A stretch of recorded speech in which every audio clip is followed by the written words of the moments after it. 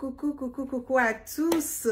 Merci d'être reconnectés avec moi ce soir. C'est la guêpe. Toujours un plaisir d'être avec vous et toujours un plaisir de partager mes directs et mes bâillements. On va zailler un tout petit peu. Je viens de recevoir une information encore. J'ai une partie du direct que j'ai pas eu la chance de montrer dans mon direct passé. J'aurai l'occasion de partager cette partie avec vous. Je vous prie de partager massivement ce direct parce que je le dis haut et fort que nous sommes en guerre de communication, dont nous devons nous rassurer que les informations que nous véhiculons, voilà,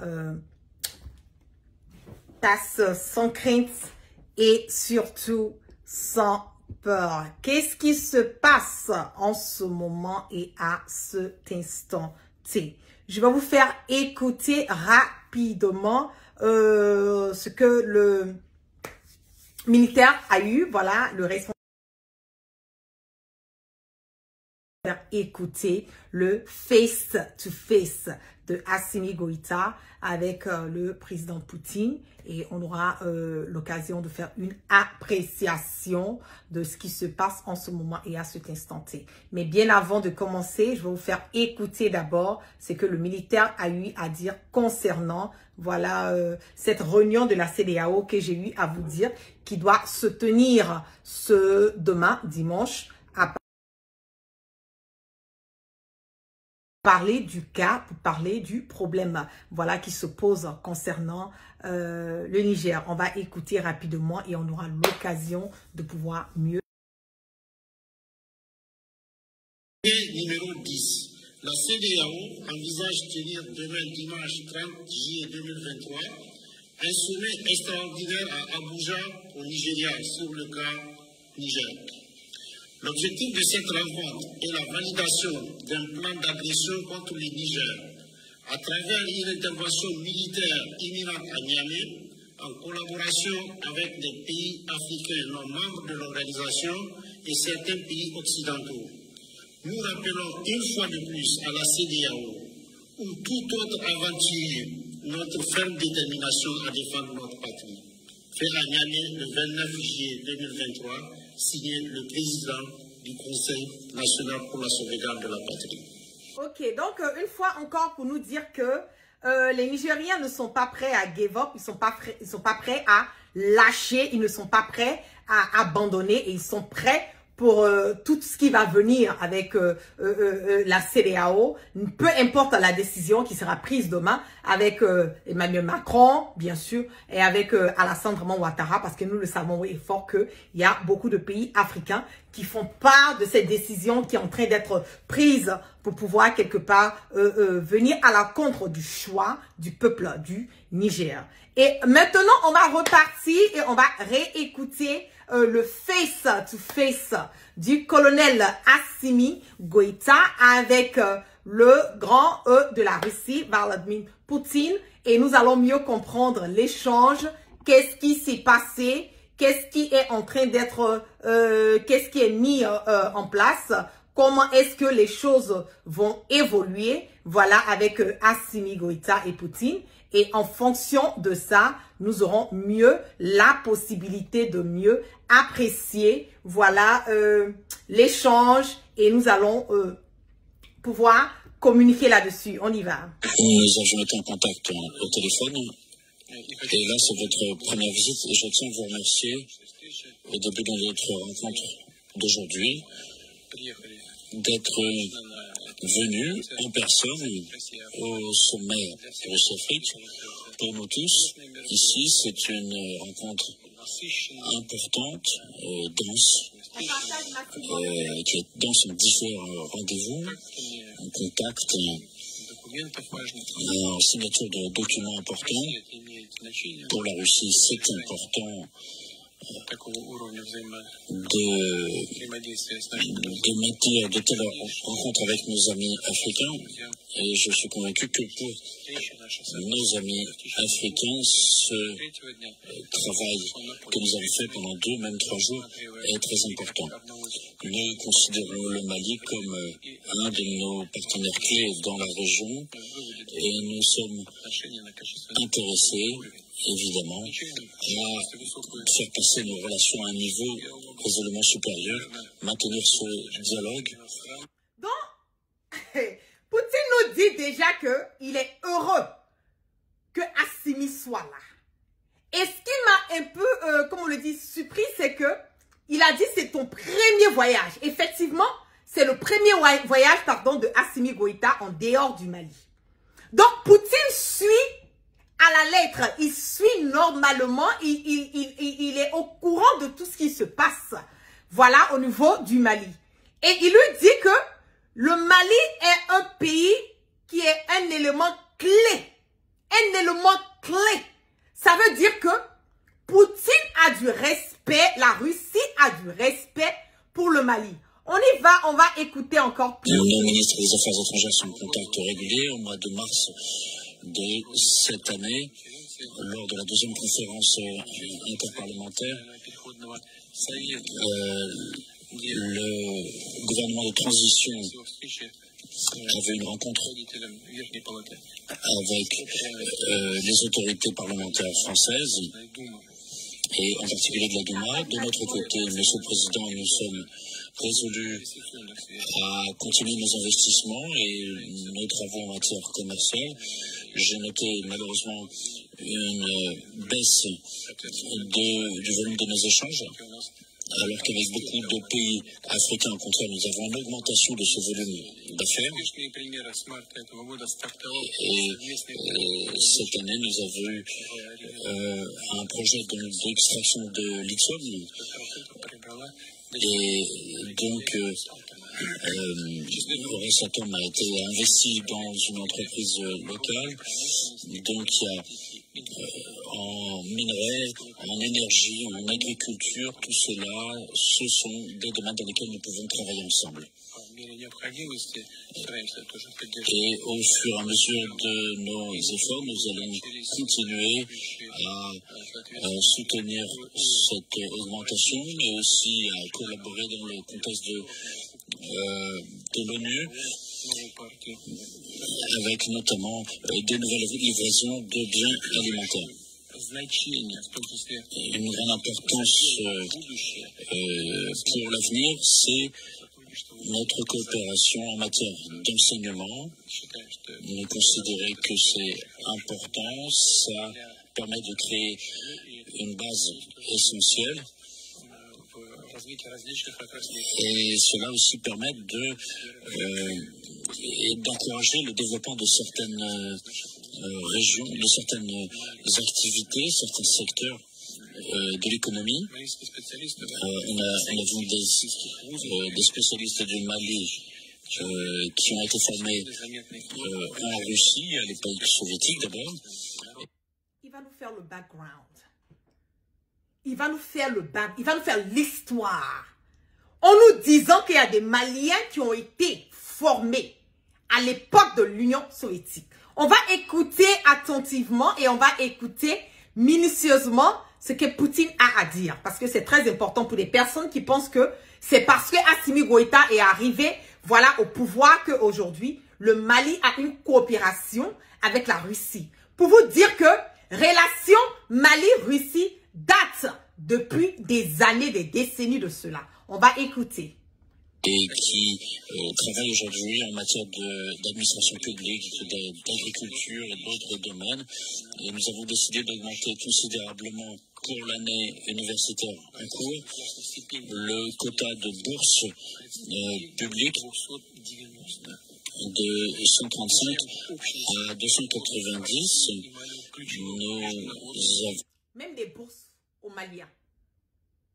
Même des bourses aux Maliens, le quota des bourses pour les élèves, pour les jeunes, pour les étudiants maliens va augmenter pour permettre aux jeunes Maliens intelligents de partir faire des études en Russie. Mais c'est, je le dis que c'est fantastique. Donc des approches similaires sur la plupart des problèmes internationaux et nous espérons que nous continuerons à travailler ensemble dans le respect du droit international et notamment de l'ONU. Et autant que je sache, vous avez décidé de rester encore quelques jours ici demain à Saint-Pétersbourg, et donc vous pourrez admirer le défilé naval pour la fête de la flotte russe. Je pense que c'est intéressant. Je vous remercie. On va écouter Assimi Goïta. Merci, Monsieur le Président. Gens qui m'accompagnent. Moi, c'est Abdoulaye Diop, je suis le ministre des Affaires étrangères et de la coopération. Mes respects, le ministre Abdoulaye Diop, toujours au garde-vous. Commandant Demandao, ministre directeur du cabinet du président de la transition. Général de brigade Alou Boïdjara, chef d'état-major de l'armée de l'air. Lieutenant-colonel Baba Sissé, conseiller spécial du président de la transition pour la communication. Ambassadeur Tchekou Dido Sissé, directeur Europe au ministère des Affaires étrangères. Colonel Sadio Kamara, ministre de la Défense et des Anciens. Mes respects, mon grand frère Sadio Kamara, toujours au garde-vous. Je suis fier de toi. Merci, merci, merci, merci, merci pour tout ce que tu fais pour le Mali. Je ne sais comment le dire, comment l'ajouter pour tout le sacrifice énorme que tu prends. Sadio Kamara, je te dis merci, merci, merci, merci pour tout. Merci pour ta loyauté. Merci pour tout le soutien inconditionnel que tu apportes au colonel Assimi Goïta, parce qu'on le dit haut et fort que derrière un grand homme se trouvent aussi de grands hommes qui emmènent, qui lui donnent des conseils, qui sont là pour le coacher, qui sont là pour lui montrer comment aller de l'avant. Donc, mon grand frère Sadio Kamara, c'est une histoire de famille. Merci, merci, merci pour tout. Vraiment que Dieu ait la main et la barricade sur toi. On va écouter. Monsieur Salon, ministre de l'économie et des finances. Général de brigade Laurent Malécon, chef de l'état-major particulier du président.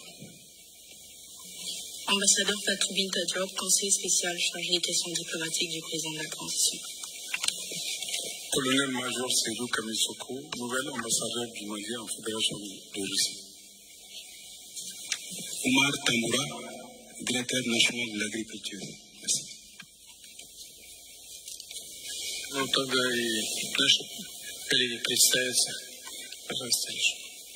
Заместитель председателя правительства Российской Федерации Верчук Алексей. Дмитрий Песков, пресс-секретарь президента. Верчук, responsable des économiques. Министр энергетики Российской Федерации. Porte-parole du gouvernement. Лихачев, генеральный директор госкорпорации Росатом.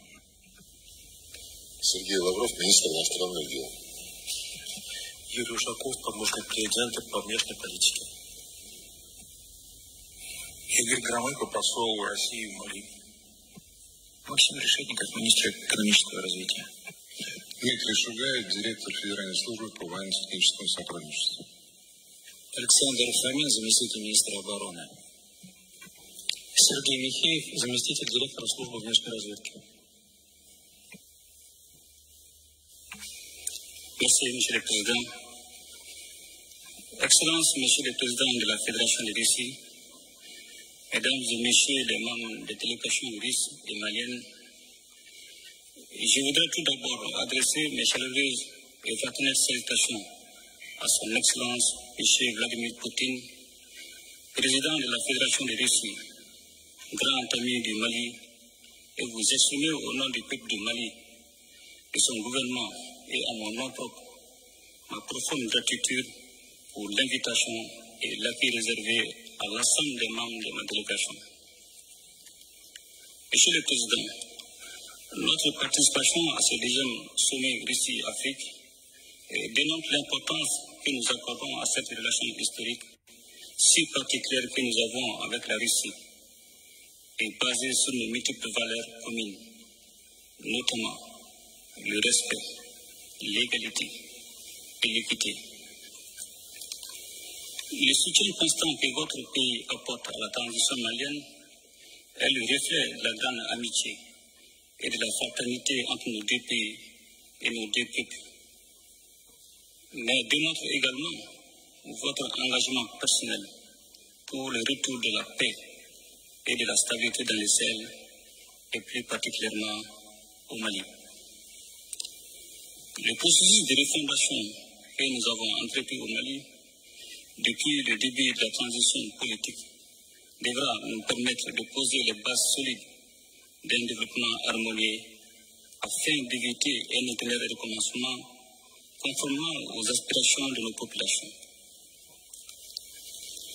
Ainsi, grâce à la confiance et à la détermination du peuple malien et après un long processus inclusif, j'ai eu le plaisir de promulguer la nouvelle constitution de la République du Mali le 22 juillet dernier, ce qui nous a permis de passer à la 4e République. Dorénavant, le Mali écrira sa propre histoire avec des amis et des partenaires sincères comme la Russie. Monsieur le Président, je me félicite de la qualité de la coopération dans les domaines stratégiques comme les infrastructures, l'agriculture, la santé, l'enseignement supérieur et la recherche scientifique, la géologie et les mines, ainsi que la défense et la sécurité. En outre, la signature ces 2 derniers jours de 4 accords dans le domaine de la coopération économique, judiciaire et de l'enseignement supérieur prouve à suffisance notre volonté commune de hisser cette coopération à un niveau très élevé. Par ailleurs, je tiens à vous retirer ma haute appréciation de la fiabilité du partenariat militaire avec votre pays qui a permis au Mali de recouvrer progressivement sa pleine souveraineté sur l'ensemble de son territoire, mais également à nos forces de défense et de sécurité d'opérer en toute autonomie et en toute liberté d'action. Permettez-moi, Monsieur le Président, de vous adresser nos sincères remerciements pour la livraison récente à mon pays de 5 000 tonnes de blé.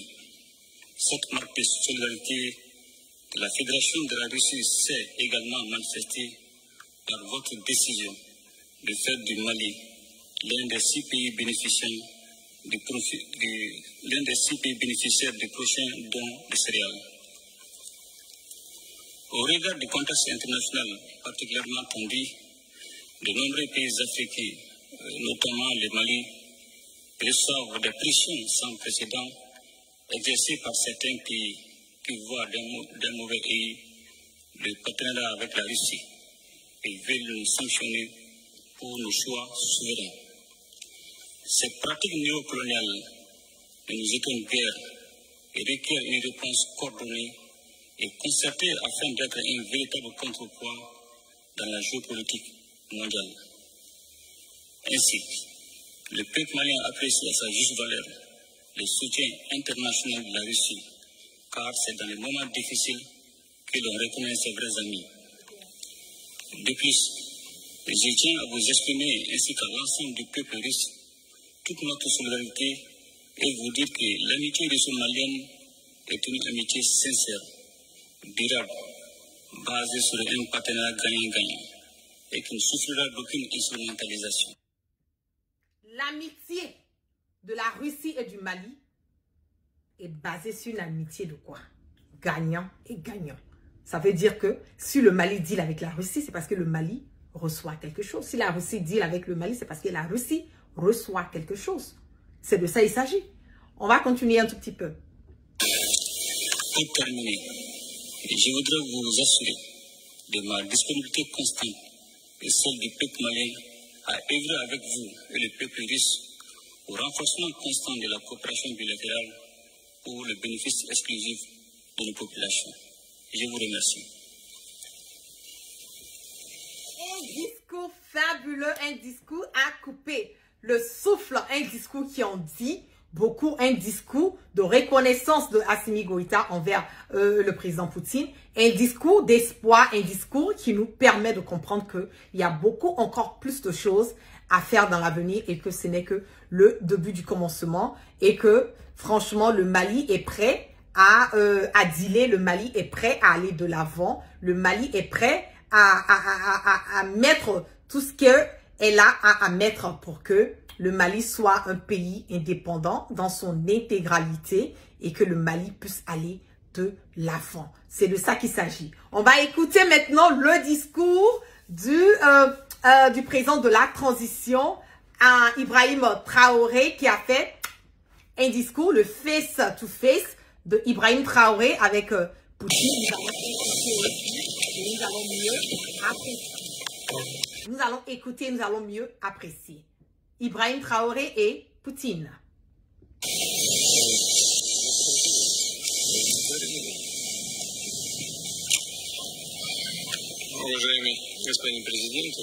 Partagez massivement le direct, s'il vous plaît. Cher Monsieur le Président, chers amis, chers collègues,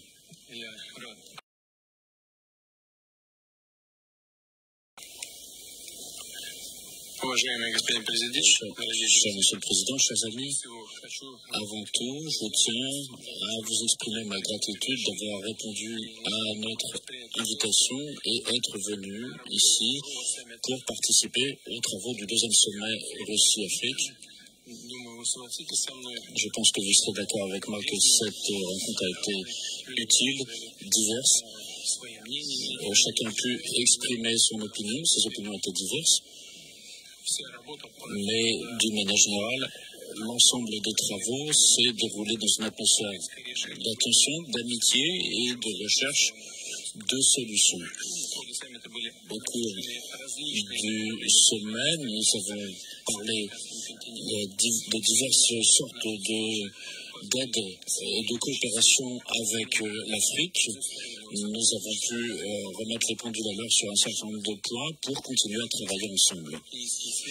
Les relations entre la Russie et le Burkina Faso revêtent un caractère amical et nous avons fêté l'an dernier le 55e anniversaire de l'établissement de nos relations diplomatiques. Je sais que vous éprouvez de l'intérêt et du respect pour la Russie et je suis heureux de l'avoir entendu hier dans vos propos, lorsque vous êtes exprimé brièvement, et nous donnons nous aussi une importance particulière à nos relations avec le Burkina Faso. Vous avez permis le rétablissement de l'activité diplomatique et consulaire de l'ambassade de Russie, qui avait été fermée depuis la fin des années 90, et cela a donné un essor important à nos relations. Et donc, votre Premier ministre était venu en Russie et nos ministères de la Défense se sont entretenus. On voit un enrichissement aussi des relations au niveau des relations parlementaires et nous sommes prêts à travailler avec vous pour faciliter l'essor des relations économiques et commerciales. Notre volume d'échange est encore très modeste, même dans la part des échanges avec l'Afrique, mais en tout cas nous savons dans quelle direction il faut travailler et comment. Donc des accords vont être signés en matière de sport, d'aviation civile, d'enseignement et de formation du personnel. Et nous allons continuer à travailler avec vous pour la formation de spécialistes dans le domaine civil dans notre pays. Et en 2023-2024, il y aura 10 bourses accordées à des étudiants de votre pays. Et nous pouvons évidemment travailler à augmenter. 10 bourses d'étudiants venant du Burkina seront accordées aux Burkinabés pour permettre aux jeunes Burkinabés de pouvoir avoir accès à des études en Russie. Applaudissons cela. Le nombre de ces bourses. Nous travaillons sur l'harmonisation de nos positions à l'international et notamment sur les plateformes de l'ONU et d'autres organisations internationales. Et notamment, nous allons apporter une aide humanitaire au sein du FAO et à hauteur de 10 millions de dollars Et 2 millions iront justement au Burkina Faso. Cher Monsieur le Président, chers amis, nous sommes très heureux de vous accueillir ici en Russie et heureux de cette rencontre d'aujourd'hui. Je vous remercie.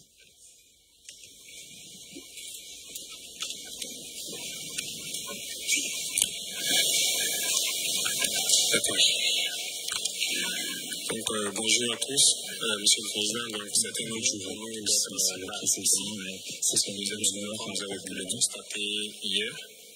Et je tiens donc vous signifier l'amitié, surtout à cette étape actuelle qui est très ardente entre les peuples burkinabés et les peuples russes. Et je puis vous rassurer que la situation que la Russie vit actuellement avec l'opération militaire spéciale, et vous avez en tout cas le soutien du peuple burkinabé et le soutien de notre gouvernement. Hier, les échanges, comme vous l'avez dit, ont été de divers ordres. Nous avons pu apercevoir la diversité des problèmes des uns et des autres et les besoins aussi. J'aime le charisme de Ibrahim Traoré. J'aime sa posture. Il parle avec comment le dire, avec une confidence. Il regarde Poutine droit dans les yeux, il lui parle. Et ça, c'est vraiment pas quelque chose de facile à le faire regarder quelqu'un droit dans les yeux et lui parler. Ça montre qu'on sait ce qu'on veut, on sait ce qu'on dit et on est calé, quoi. Voilà, on va écouter le discours de Ibrahim Traoré, du capitaine Ibrahim Traoré. Ce matin, nous allons plus nous attarder sur ce qui nous concerne.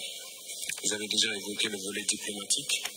Ça a été dommage que l'ambassade soit fermée en 1992, mais je pense que nous avons déjà entrepris les démarches nécessaires pour la réouverture. Et donc, c'est un point que j'avais souligné et on souhaite que ce puisse être fait le plus vite, que ce soit à l'ambassade ou dans la mission militaire.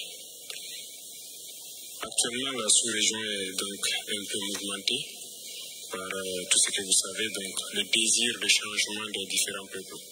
Voilà, nous ne dirons pas le désir de changement de partenaire, mais le désir de changement de la politique. Et ce qui amène donc forcément à tourner dos à nos partenaires traditionnels et à nous tourner vers les vrais amis que sont donc la Russie, qui nous ont soutenus depuis la période de décolonisation jusqu'à aujourd'hui. Dans ce sens, je pense que pendant le sommet, vous avez compris qu'au Niger, il y a eu des événements qui ont poussé des militaires à prendre des responsabilités aussi. Nous suivons aussi l'actualité parce que ça nous affecte directement.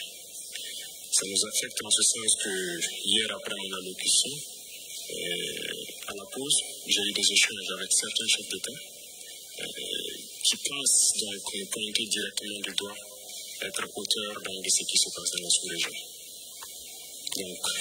Vous avez entendu ce que le capitaine Ibrahim dit?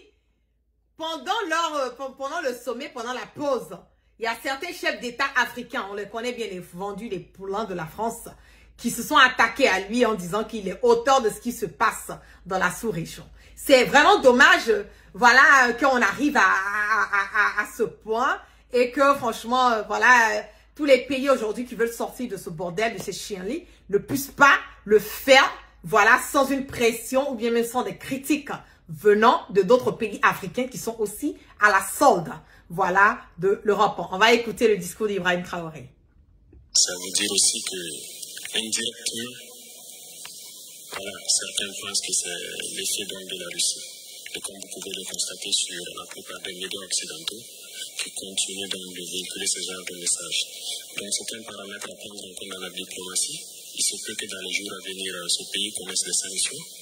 Et nous devons les soutenir tant que leur direction sera la même chose que nous souhaitons, c'est-à-dire un monde multipolaire vers leur souveraineté, en tout cas changer carrément de partenaire. Parce qu'actuellement nous menons la même lutte contre le terrorisme avec ces États et du fait que nos partenaires sont différents, on est bien voisins mais on n'arrive pas à collaborer. Et on espère qu'avec la nouvelle donne, on pourra se soutenir. Beaucoup d'échanges ont eu lieu entre la délégation et les sectoriels de la Fédération de Russie. Et ces échanges, comme vous l'avez signifié, les échanges commerciaux sont assez faibles entre nous et on espère les voir remonter rapidement. Déjà avant qu'on arrive ici, il y a eu un accord qui a été signé entre une société russe et des entrepreneurs burkinabés dans le cadre de l'exportation de produits comme la mangue. Avant, ça s'exportait. Cette année, nous avons rétabli l'aéroport de la région productrice. Et les manques s'exportaient vers l'Allemagne et la Néerlande et tout, qui réexportaient donc vers la Russie ici. Donc nous avons jugé nécessaire d'établir ce pont aérien pour que la prochaine production, ça puisse se faire directement. Dans ce sens, nous pouvons aussi, donc, à travers le commerce, signifier que nous avons une diversité quand même de produits qui pourraient intéresser la Russie. Et dans les échanges donc, entre les ministres et les différents hommes d'affaires, nous avons compris tel que le mal, l'anacarde et beaucoup d'autres produits agricoles qui pourraient intéresser. Il y a aussi l'installation d'usines de transformation de certains produits sur place là-bas. Et je sais que beaucoup d'opérateurs russes seront intéressés par cela, ce qui va contribuer à intensifier nos échanges commerciaux. Parlant donc d'échanges commerciaux et d'installation d'usines, nous avons un besoin crucial d'énergie. À ce titre, donc, c'est un point important pour moi, parce que nous avons besoin, en tout cas, si possible, d'implanter une centrale nucléaire au Burkina pour produire l'électricité. Vous entendez? Centrale nucléaire! Centrale nucléaire! Que le président de la transition, Ibrahim Traoré, demande qu'ils ont un besoin d'énergie. Vous imaginez si... On va écouter, je vais pas spoil, comme on le dit, on écoute. Notre position est assez stratégique parce que nous sommes au cœur de l'Afrique de l'Ouest et cette position fait que du fait du déficit d'énergie dans toute la sous-région, s'il y a un privé russe qui peut s'implanter au Burkina, il pourra vendre bien l'énergie donc à toute la sous-région. Et donc c'est un point très important pour nous et on souhaite que vous puissiez voir comment cela puisse se réaliser en tout cas dans de brefs délais. Sur le volet donc de l'énergie, toujours, il y a eu des échanges dans le cadre des hydrocarbures et nous souhaitons en tout cas pouvoir réorienter la majorité de nos importations à la Russie ici. Et il y a des entreprises avec qui on a pris contact, d'autres aussi ont souhaité donc avoir l'appui, en tout cas votre appui, pour pouvoir... J'ai dit, le capitaine Ibrahim parle.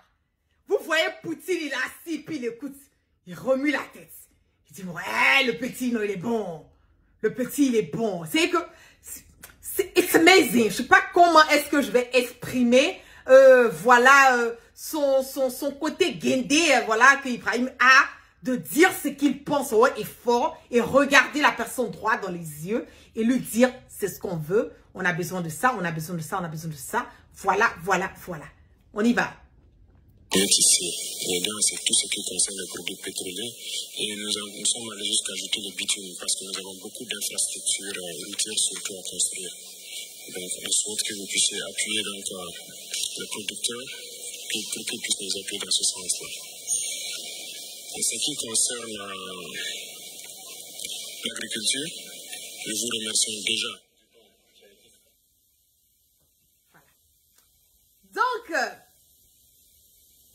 nous avons écouté, voilà, comment on appelle, face to face entre Assimi Goïta et Poutine, et aussi le face to face entre le capitaine Ibrahim Traoré et Poutine, pour vous dire que les choses vont de l'avant, les choses sont en train de évoluer, et vraiment, la Russie aujourd'hui, je le dis haut et fort que moi, la guêpe étant une panafricaine, je défends tout ce qui va dans l'avancée de l'Afrique.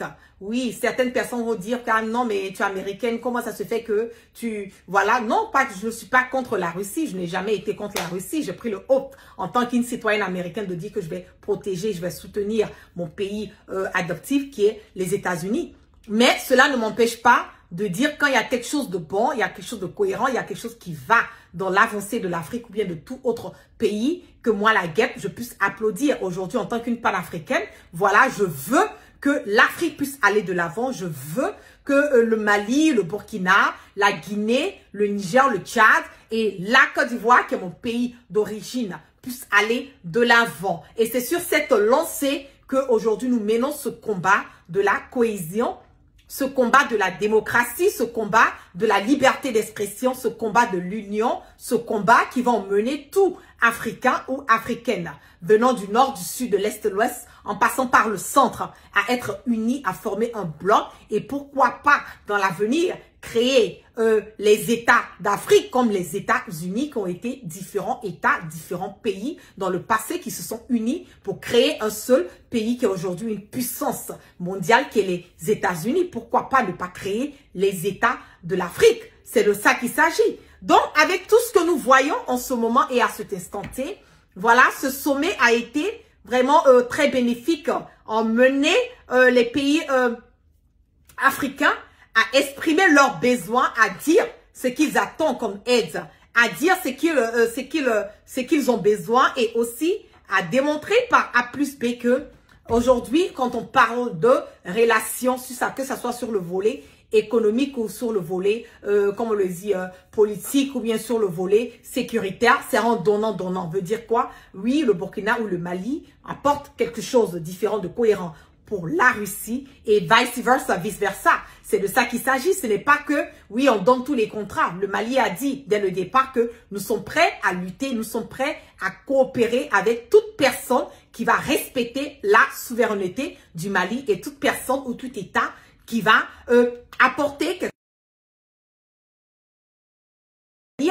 Avant, nous étions dans une histoire de France-Afrique. C'est-à-dire que tout venait de la France. Tous les contrats ajoutés étaient donnés à la France. Tout ce qui devait venir, voilà, même les autres pays avaient la possibilité d'apporter leur aide et soutenir, voilà, le Mali. Dans le passé, n'ont pas eu l'occasion de le faire parce que on dealait directement avec la France. Mais aujourd'hui, on a une politique volet économique qui est une politique ouverte, voilà, qui est the best offer. C'est de ça il s'agit. La personne qui amène le mieux, la personne qui va emmener quelque chose de bon pour le Mali, pour le Burkina ou pour la Guinée, que ce soit n'importe quel pays européen, c'est pas forcément que ça soit la Russie. Voilà, quand on dit le best offer, celui qui apporte de mieux, c'est de ça qu'il s'agit. Ils sont prêts à collaborer, ils sont prêts à travailler, ils sont prêts à trouver des voies et moyens pour pouvoir emmener leurs différents pays à aller de l'avant. C'est de ça qu'il s'agit. Donc,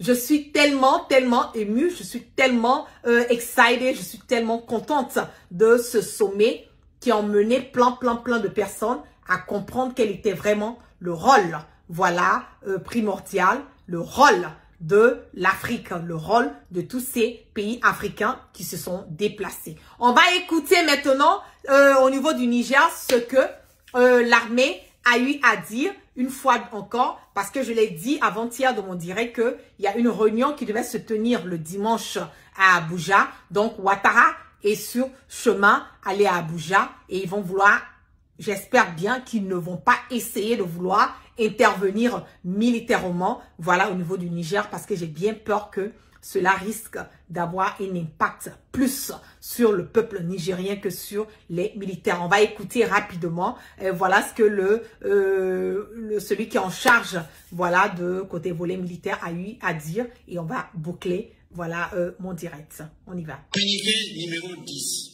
La CEDEAO envisage tenir demain dimanche 30 juillet 2023 un sommet extraordinaire à Abuja au Nigeria sur le cas Niger. L'objectif de cette rencontre est la validation d'un plan d'agression contre le Niger à travers une intervention militaire imminente à Niamey en collaboration. Ils nous disent qu'ils sont en train de faire une réunion. Ils sont en train de faire, la CEDEAO en train de tenir une réunion demain dimanche pour parler de problèmes du Niger. Et ils ont même écho qu'ils veulent intervenir militairement. Et moi, je pense qu'on va écouter ce qu'il a à dire voilà, sur ça. Et il a même dit qu'il y a certains pays africains qui veulent envoyer leur armée aller intervenir. Et c'est bel et bien grave parce que ces autres pays africains risquent de mettre leur pays en danger en essayant quelque part de vouloir intervenir sur le sol nigérien. On va écouter rapidement. On y va. Intervention militaire imminente à Niamey en collaboration avec des pays africains non membres de l'organisation et certains pays occidentaux. Nous rappelons une fois de plus à la CEDEAO ou tout autre aventurier notre ferme détermination à défendre notre patrie. Fait à Niamey le 29 juillet 2023, signé le président du Conseil national pour la sauvegarde de la patrie. Ils l'ont dit haut et fort que toute personne qui va essayer d'attaquer le Niger militairement sera mise, voilà, dans une posture où eux aussi, ils vont répliquer. Et moi, le conseil que j'ai à donner aux autorités du Niger, pour ceux qui me suivent, j'ai eu, voilà, des correspondants au niveau du Niger. Ce que j'ai à leur dire, c'est d'essayer de rentrer en collaboration, d'essayer de rentrer en contact immédiatement avec le Burkina, parce que le capitaine Ibrahim l'a déjà dit, qu'ils sont prêts, voilà, à aider, parce qu'on parle de volets terroristes, ils sont prêts à les aider. Donc, je demande à, comment on le dit, aux autorités nigériennes de rentrer en contact avec les pays alentours comme le Mali, le Burkina et la Guinée et pouvoir trouver des voies et moyens et pouvoir sécuriser leur territoire. Parce que quand le territoire n'est pas sécurisé, ça donne accès, voilà, à tout un chacun, ça donne accès à toutes les personnes qui veulent venir et venir créer la merde et le bordel. J'ai eu à montrer dans mon direct précédent, voilà, l'armée, voilà, il y a des militaires français qui étaient déjà positionnés au niveau du Niger. Donc, je vais vous montrer rapidement. Il n'y a pas de son, mais l'image est là et on va regarder.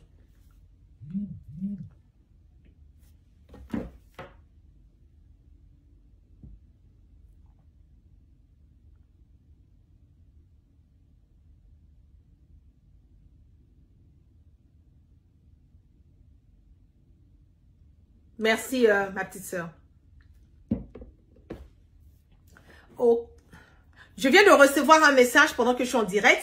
On me dit que apparemment la CEDEAO va faire appel à Kaka Déby de venir assister à la réunion et de les aider à attaquer le Niger. Et c'est le Tchad qui fait pas partie de l'organisme. Donc, selon ce que je reçois comme information pendant que je suis en direct, ils veulent faire appel au Tchad de venir l'aider, de venir aider la CEDEAO à vouloir attaquer le Niger. Je pense pas que ça soit une bonne idée pour le Tchad de vouloir s'ingérer dans les problèmes d'un autre pays et surtout que le Niger et le Tchad font frontière. Et je ne pense pas que ça va aider, voilà, le Tchad de le faire.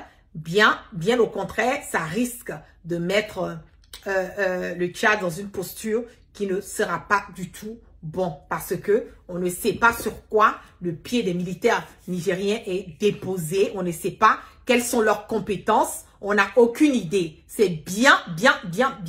Je pense que ce sera une erreur de vouloir les sous-estimer. C'est ce que je le dis. Bien vrai que Bazoum a eu à dire dans le passé que non, que lui, voilà, il ne respecte pas, voilà, les, comme on le dit, les militaires nigériens parce qu'il trouve que les terroristes sont plus armés, ils ont plus de compétences, mais il ne connaît pas la force de frappe des militaires nigériens. Et pour moi, ça sera vraiment une grande erreur s'ils essayent de vouloir attaquer, voilà, le Niger en collaboration avec le Tchad. J'ai bien peur que cela ne soit pas une très bonne idée. Je vais vous partager, je vois ici une info que je viens de recevoir. Laissez-moi regarder rapidement et puis partager avec vous pendant que nous sommes en direct. Et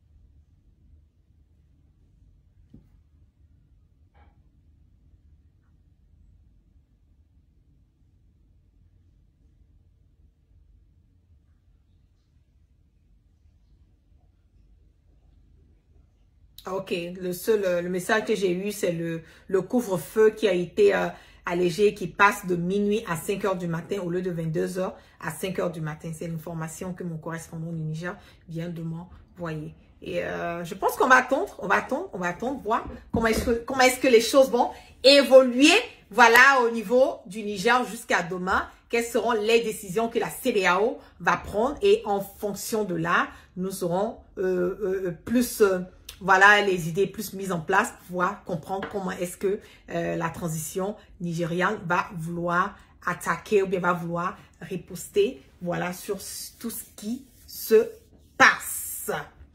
C'est de ça qu'il s'agit. Donc, on va rester toujours en alerte. On va rester... je reçois... On va toujours rester en alerte. On va attendre jusqu'à demain.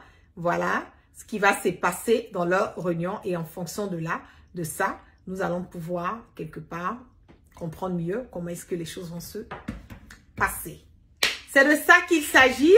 Je dis merci à toutes les personnes qui sont restées connectées avec moi ce soir. Que la grâce de Allah subhanahu wa ta'ala soit sur tout un chacun et que Dieu, dans sa miséricorde, qu'il continue de pardonner nos péchés et nous emmène le sens du discernement. Je voulais dire bravo aux autorités maliennes, bravo à Assimi, le colonel Assimi Goïta, le président de la transition malienne, et bravo au capitaine Ibrahim Traoré, le président de la transition du Burkina. Bravo à vous, bravo à toutes les personnes qui se sont déplacées et ils sont allés exprimer haut et fort leur désir de vouloir collaborer, pourquoi pas, avec la Russie et emmener leurs différents pays à aller de l'avant. Sur ce, excellente soirée. Je vous claque plein de bisous depuis vos positions respectives. On part toujours sans crainte ni peur et on part toujours sorrowment pour une Afrique nouvelle, une Afrique prospère et une Afrique qui sait ce qu'elle veut et qui demande ce qu'elle veut. C'est là.